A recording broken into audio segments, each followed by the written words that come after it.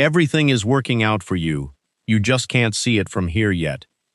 Neville Goddard taught that the very delay you are grieving over tonight is the sign that something is already assembling itself in the unseen on your behalf, and that your only real work is to stop reading the delay as denial. The scripture says it plainly, "And we know that all things work together for good, to them that love God, to them who are the called according to his purpose." This is Romans the 8th chapter, the 28th verse. And Neville would stop you right there and ask you to look again. He would say this is not a promise about some distant heaven. It is a description of your own imagination at work beneath the surface of your days. All things, the delay, the silence, the closed door, the friend who did not call back, all of it working together, quietly, invisibly, for the good that you have already assumed is yours. Do you see it? The good is not coming from outside toward you. The good is unfolding from a state you have already entered within. So let us plant a seed right now that you can carry through the rest of this teaching. Say it with me. I am already living inside the good I have assumed. I am at peace while the unseen rearranges itself around that assumption. Imagination creates my reality. And again, I am already living inside the good I have assumed. I am at peace while the unseen rearranges itself around that assumption. Imagination creates my reality. If something in you just went quiet as you said that, if some old tight place in your chest loosened even slightly, let that be your seal. Go to the comments right now and simply type the words "It's done," not as a wish, but as a soft, private acknowledgement that you heard something true. Let "It's done" be the door you close behind you before we go further. The first key is that finished always precedes visible. And this quietly reverses almost everything you were ever taught about how change is supposed to happen. You were taught to wait, to watch, to gather evidence before you dare to feel peace. Neville taught the exact opposite. He taught that the feeling of the wish fulfilled comes first, always first, and the outer evidence trails behind it, the way morning light trails behind the turning of the earth. You do not stand at the window begging the sun to prove it is coming. You simply know the turning has already happened somewhere unseen, and the light is only catching up to what is already true. Consider the woman waiting on a job offer. She checks her phone 40 times a day. She refreshes her email at every stoplight, and each unanswered check becomes a tiny vote cast for absence. A small, quiet renewal of the very assumption she is desperate to escape. Without meaning to, she is rehearsing lack 40 times a day and calling it hope. Neville would have her do something that feels almost scandalous by comparison.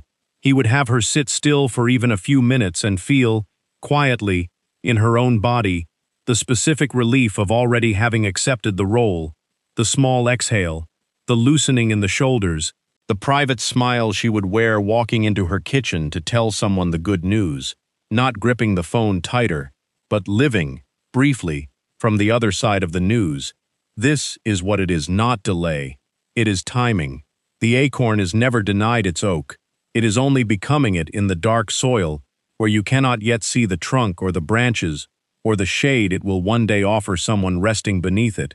Think also of the man waiting on a letter he is certain will change everything. He walks to the mailbox every afternoon at the same hour, and on the empty days he comes back inside heavier, more convinced, more certain the answer is no. But Neville would tell him the letter is not late. The letter is simply matching itself to the feeling he carries between mailbox visits. So this week, choose one thing you are waiting on, just one, and for even 60 seconds feel it as already settled. Not as a strategy, not as a trick you are performing to fool the universe, but as a quiet, private truth you are finally willing to stand inside of. Let the feeling come first. Let it come before any sign, before any phone call, before any letter. Because that is the order Neville always insisted on. Feeling first, evidence after, and never the other way around. I am living from the answered state before the answer appears. The second key is that you are not your current state. You only appear to be. And Neville taught this with a kind of tenderness that most people never extend to themselves. He said a state is like a room in a vast house. You can walk into the room called anxious, or the room called forgotten, or the room called not enough, And while you are standing in that room, its furniture feels like the whole world. The wallpaper of that room looks like your permanent address. But you did not become the room, you only entered it. And you can leave it exactly the way you leave any room, by walking into another one. This sounds simple until you actually try to live it, because the mind loves to confuse residence with identity. It loves to say, I have felt lonely for 3 years, therefore I am a lonely person. But feeling a state for 3 years does not make you that state, any more than staying in a hotel for 3 years makes you the hotel. Think of a man who loses his temper in traffic, red-faced, gripping the wheel, shouting at a windshield that cannot hear him, and then 20 minutes later he is laughing warmly with his daughter on the phone, gentle, patient, delighted by her voice. Was he ever really an angry man? No, he only visited anger, the way you might visit a state called lack, or a state called forgotten by everyone who matters. It is not who you are, it is only where you have been standing, and here is where it becomes practical, because most people never question the room, they simply furnish it more. They add proof to the walls, they say, see, another bill, see, another unanswered text, see, another proof that I am the forgotten one, and with every piece of furniture they carry in, the room begins to feel more permanent, more like home, more like truth. But Neville insisted that the I am within you never changes. Awareness itself is untouched, pure, silent, always available to step into a new room. The instant you remember you are the one doing the walking. Consider a woman who has told herself for years, I am just not the kind of person things work out for. She says it so often it has become furniture, a favorite chair she sinks into without even noticing she sat down. And one evening she catches herself mid-sentence, saying it again to a friend, and for the first time she pauses and asks, wait, is this the truth of my being? Or is this simply the room I learned to stand in a long time ago out of habit? And something in her softens right there, because the moment you notice you are standing in a room, you have already remembered that you are the one who walks. So this week, when you hear yourself say, I am always overlooked, or I am always the one who gets left behind, stop mid-sentence the way she did, and gently ask, is this me, or is this only where I have been standing? Because awareness does not live in any room. Awareness only visits. I am the one who chooses the room I stand in. The third key is that everyone around you is you pushed out. And this is perhaps the most quietly radical thing Neville ever taught. He said, the world is not a neutral stage full of separate strangers. He said the outer world is a mirror stretched wide, reflecting back the state you occupy within. So if it feels like people keep letting you down, keep forgetting you, keep choosing someone else, look first, not at them, but at the assumption you have been carrying about your own worth, because that assumption is the seed, and they are only the leaves. It is not that the world is cruel, it is that the world is obedient. It takes the shape of whatever you have quietly assumed about yourself and hands it back to you wearing 1,000 different faces. Consider a small, ordinary day to make this undeniable. At 7 in the morning, a woman wakes already rehearsing how her coworkers ignore her in meetings. By 8, she walks into the office already braced for it. By 9, the meeting happens and sure enough, she is spoken over. By noon, a friend cancels lunch last minute. By 3, her email goes unanswered. By 6, she comes home and says, see, nobody ever considers me. But Neville would ask her gently to notice the 7 o'clock moment. Before any of it happened, she had already assumed the state of being overlooked, and the day simply arranged itself as a mirror for that assumption. Now walk the same day with a different assumption running underneath it. Picture a man who wakes that same morning quietly assuming that people are drawn to him, that his voice matters in a room. He does not announce it. He does not perform it. He simply carries it the way you carry warmth on a cold morning, without having to mention it. By 9, his meeting somehow makes space for his idea. By noon, a colleague stops by just to talk. By evening, someone he barely knows sends a kind message for no clear reason at all. Nothing about his outer circumstances explains it. Only his assumption explains it. This is not coincidence. Neville taught that this is law functioning with perfect faithfulness. The world has no opinion of its own about you. It only reflects the opinion you have already settled into. This is why he said so plainly that everyone is you pushed out, not as a poetic flourish, but as a description of how consciousness actually operates. The stranger on the train, the difficult relative, the silent friend, the generous one too. They are all mirrors catching the light of what you already believe is true of your own being. And this is not punishment, it is mercy actually, because it means the moment she changes the assumption at 7 in the morning, the mirror has no choice but to change its reflection too. Let us turn this same truth from another angle, because it deserves more than one glance. Think of a mother who quietly believes her grown son has forgotten her. She does not say it aloud. She barely admits it to herself. But underneath every phone call, she half expects him to be distracted, hurried, eager to hang up, and true to the mirror, the calls do feel short, his voice does sound rushed, and she nods to herself as if the case is closed. But Neville would ask her the same gentle question. Which came first, his hurried tone, or her quiet expectation of it? Because the mirror never argues, it only agrees. It takes whatever conviction you hand it and returns it to you dressed as evidence. So the very proof she gathers to confirm she has forgotten is really just her own assumption wearing her son's voice. And here is the part that turns this key from an idea into a practice. It is not enough to notice the mirror once. You must learn to catch yourself in the act of assuming before the reflection even forms. So pause for a moment right now and pick one real person in your life who seems to be treating you a certain way. Someone whose tone, whose silence, whose distance has been quietly bothering you.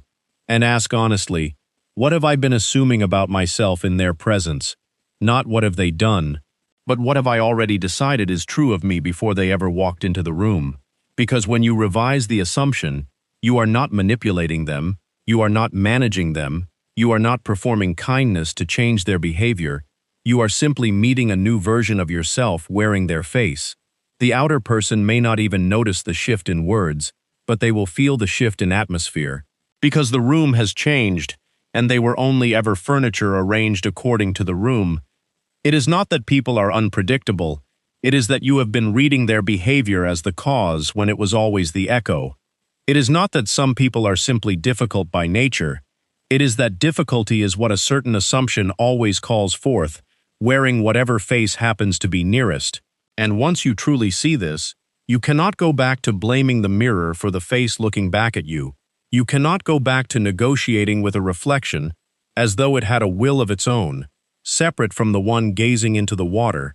Everyone is you pushed out, and the whole world is only telling you, softly, over and over, in 1,000 small ordinary exchanges, what you currently believe about who you are.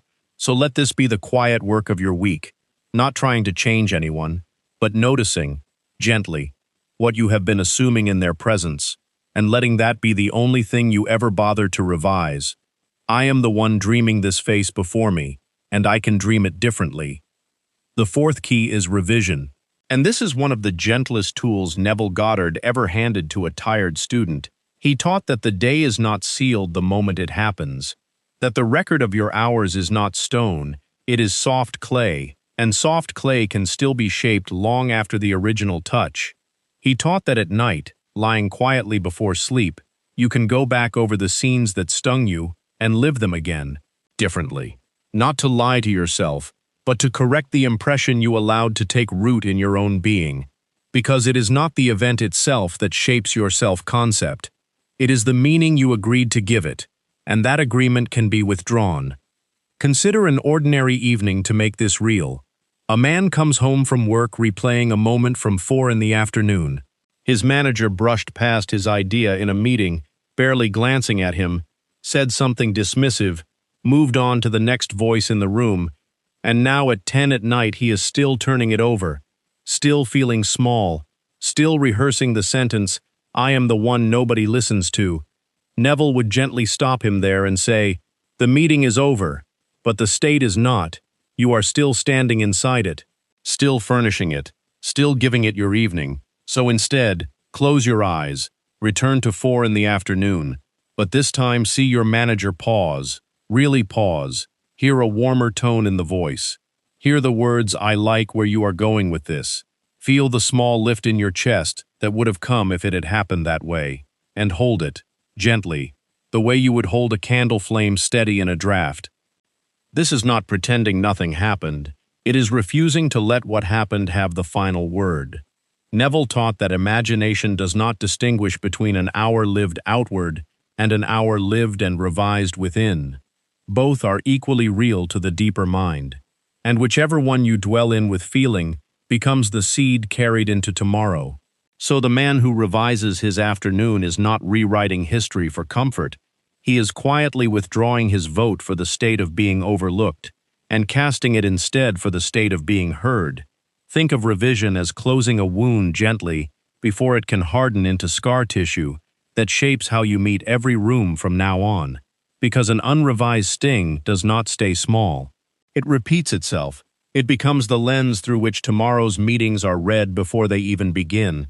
Do this tonight with one small scene from today, not the heaviest wound you carry, simply one ordinary friction, a short word, a cold silence, a door closed a little too firmly, and feel the quiet relief of having rewritten it before you let the day close over it. I gently rewrite this day before I let it close. Quiet breath here before we go on. If this teaching is finding you at the right moment, let it keep finding you. Subscribe now so the next one reaches you when you need it most. The fifth key is the state akin to sleep, and this is the deepest and most practical technique Neville ever gave. So let us unfold it slowly, in pieces, the way he himself unfolded it for his students. First, consider what this state actually is. It is not ordinary daydreaming, and it is not full unconsciousness either. It is the drowsy threshold right before sleep takes you, that soft, heavy, half-lit place where your critical, arguing mind has finally gone quiet, where the part of you that says that is impossible has finally loosened its grip. Neville taught that in this state the imagination becomes extraordinarily obedient, extraordinarily impressionable, because the barriers you normally keep up all day are finally down. This is why he said, act as though the wish were already fulfilled, and enter sleep in that assumption, because whatever state you fall asleep in tends to persist through the night and shape the following day. Notice he did not say, think about the wish. He said, assume the feeling of it. There is a world of difference between thinking of a thing and feeling from within it. Thinking keeps you outside, looking at the wish like a stranger, studying a house through a window. Feeling takes you inside the house, sitting at the table, pouring the tea, already home. Second, consider how to actually use it, not with effort, not with clenched jaw concentration, but with the lightest possible touch. You lie down. You let your body grow heavy, you let your breathing slow, and somewhere in that drowsiness, you construct one small scene, just one. That would only be true if your wish were already fulfilled, not the whole story, just a single natural gesture, a friend gripping your hand and saying, I am so glad for you, a voice on the phone saying, congratulations, it is done, a hand sliding a ring onto a finger, a signature landing on a lease, something brief, something you could feel completely in a few seconds, and you feel it. Not think about it, feel it. The way you would feel it if a camera had truly captured it happening. Neville often said, the shorter the scene, the better, because a long, elaborate story gives the analytical mind too many places to argue. But a single gesture, felt fully, slips past the guard at the door, before the guard even wakes. Third, consider why so many people fail here and quietly give up. They try this wide awake, arguing with themselves the entire time, forcing a scene while the critical mind stands guard at the door saying, but it hasn't happened. Neville always insisted, do this drowsy, do this heavy, do this close to sleep, because a drowsy mind offers no resistance, and a scene felt without resistance sinks like a stone dropped into still water. It does not float back up to be examined. It simply disappears beneath the surface and begins its quiet work. Think of it this way. A stone thrown onto hard ground merely bounces and rolls away, but a stone dropped into deep water vanishes completely and settles into the bed below. The drowsy state is that deep water, and your assumption is the stone. Do not throw it hard. Simply let it drop. Fourth, Consider the discipline of repetition. One night of this is a lovely experience. But Neville taught that persistence in the assumption is what turns experience into fact, so you return to the same small scene night after night, not changing it, not embellishing it, simply deepening the naturalness of the feeling each time, until one evening you notice you no longer have to try to feel it. It simply feels like the truth, and that is the signal that the seed has taken root below the surface of your waking awareness. Some nights the scene will feel vivid and warm, other nights it will feel thin and far away, and Neville taught that neither night is a failure. The farmer does not judge the seed by how it feels beneath the soil on a given afternoon. He simply keeps returning, keeps watering, keeps trusting the process he cannot see. Fifth, consider an ordinary example, so this is not abstract. A man wished for reconciliation with his estranged brother. For months he lay down each night, constructing the same soft scene. The weight of his brother's hand on his shoulder, the specific low tone of his brother's voice saying "it is good to see you," felt briefly, felt warmly, released into sleep. Some nights he drifted off before he even finished the scene. Some nights he lay there for many long minutes feeling nothing at all, and wondering if he was only performing a hollow ritual. But he kept returning to it anyway. Night after night, ordinary week after ordinary week, nothing happened outwardly for a long while, and then on an unremarkable afternoon the phone rang, and it was his brother, sounding tired, saying simply, "I have been meaning to call. This is what working out looks like from your side, invisible for a long stretch of ordinary days." And then suddenly, almost carelessly, the outer world catches up to what was already finished within.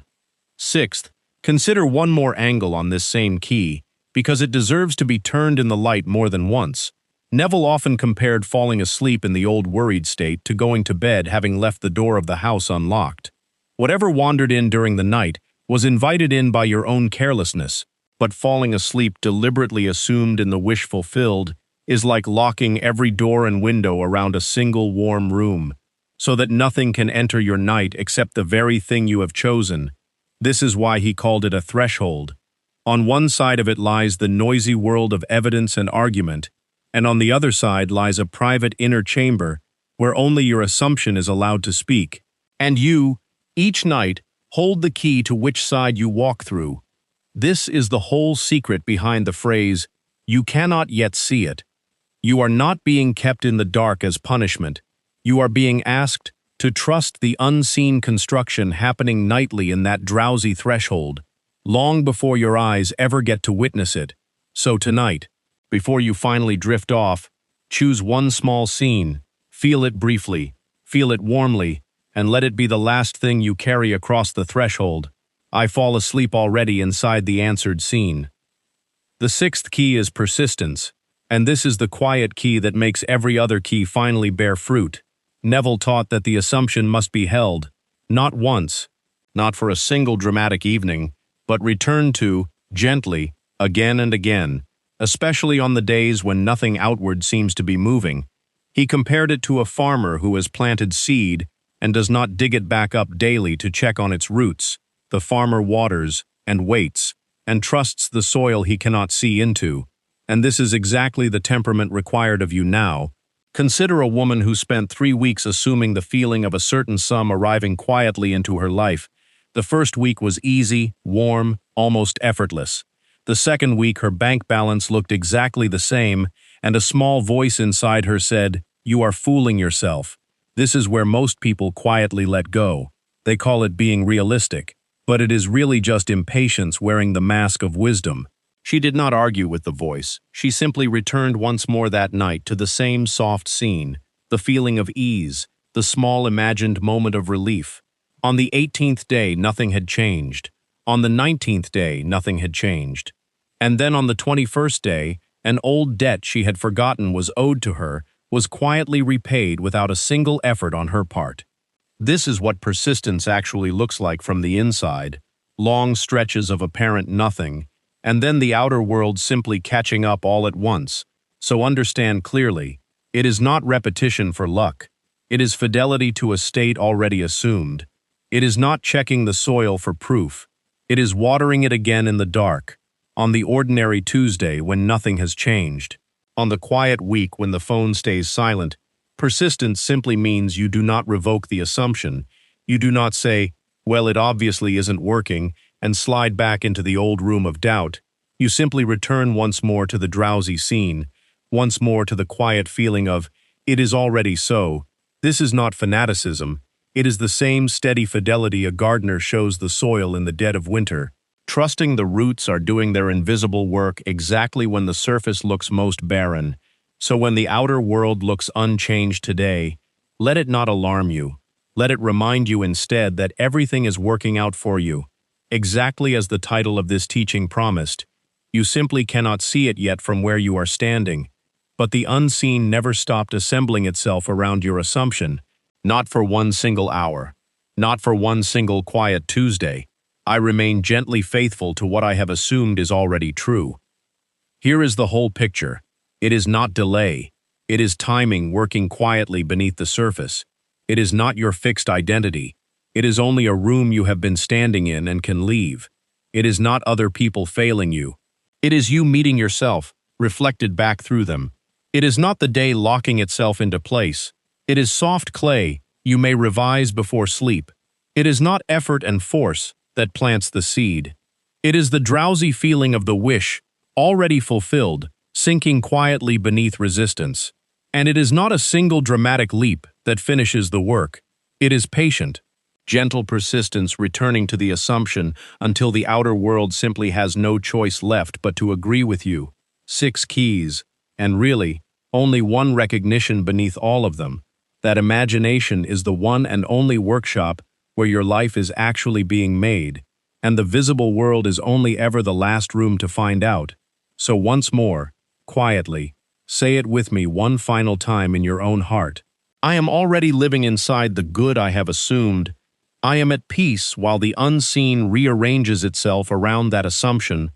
Imagination creates my reality. And that is why everything really is working out for you. You simply cannot see it yet from here. But you will, the moment you stop looking outward for proof and start living, tonight, from the inside of the answers